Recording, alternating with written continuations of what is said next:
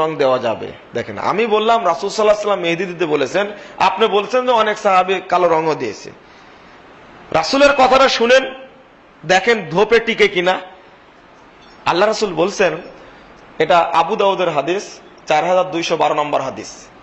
রাসূল সাল্লাল্লাহু আলাইহি ওয়াসাল্লাম বলছেন যে ইয়াকুনু কওমুন ফি আখিরিজ জামান, শেষ জামানায় এক শ্রেণীর লোক হবে ইয়াকসাবুনা বিসওয়াদ, যারা পাকা চুল আর পাকা দাড়িতে কালো রং মারবে।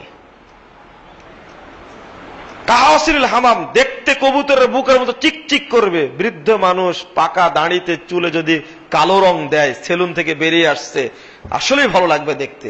আল্লাহ রাসূল বিজ্ঞানী মানুষ, সার্বজনীন বিজ্ঞানী, শুধু এক যুগের জন্য না, কিয়ামত পর্যন্ত বিজ্ঞানী। কথা বলছেন, দেখেন কাহাসিল হামাম, দেখতে যেন কবুতরের বুকের মতো চিকচিক করবে। পরের বাক্যটি খুব চমৎকার, সহ্য হবে না।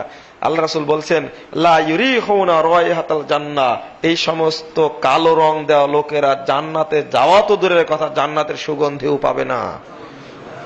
এবার টিকেন, আপনি বলেন অমুকজন দিয়েছে কালো রং। পৃথিবীর কোন ব্যক্তি টিকাতে পারে কিনা? এক হুজুর বই লিখছে, দাড়িতে কালো দাড়িতে, সাদা দাড়িতে কালো রং দেওয়াটাই সুন্নাত। ওর গলার জোর কত চিন্তা ভাবনা করেছেন, রাসূলের হাদিস বাদ, ওর মাজায় বল কত চিন্তা করেন।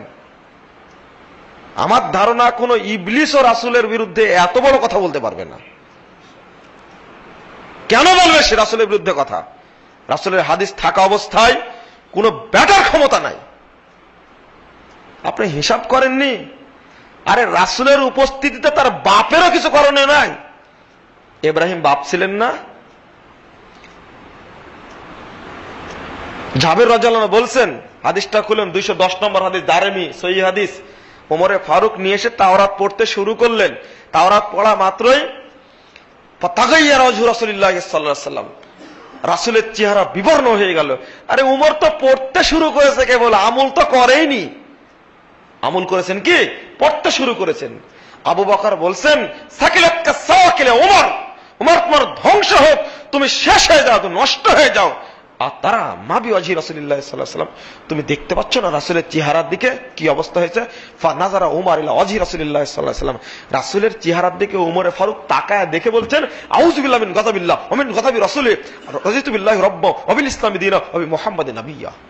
আমি আল্লাহর গজব থেকে, রাসূলের অসন্তুষ্টি থেকে আমি আল্লাহর কাছে পানা চাচ্ছি, পরিত্রাণ চাচ্ছি। আল্লাহকে রব হিসাবে পেয়ে, ইসলামকে দিন হিসাবে পেয়ে, মোহাম্মদকে নবী হিসাবে পেয়ে সন্তুষ্ট হয়েছি। ঠেলার নাম বাবাজি। ওমরে ফারুকের মতো ব্যক্তির কিছু করণীয় ছিল না, বলে দিলেন চটচট করে। এবার মোহাম্মদ সাল্লাল্লাহু আলাইহি ওয়াসাল্লাম হুঙ্কার ছেড়ে বলছেন ওয়াল্লাযী নাফসু বিয়াদি মুহাম্মদ, শুনে রাখো সাহাবায়ে কেরাম, ওই সত্তার কসম করে বলছি যার হাতে মোহাম্মদের প্রাণ রয়েছে, লাউ বাদালাকুম মূসা ফাত্তাওয়াতুমুহু ওয়া তারাকতুমুনি, আর তাওরাত তুমি রাখো, কিসের তোমার তাওরাত?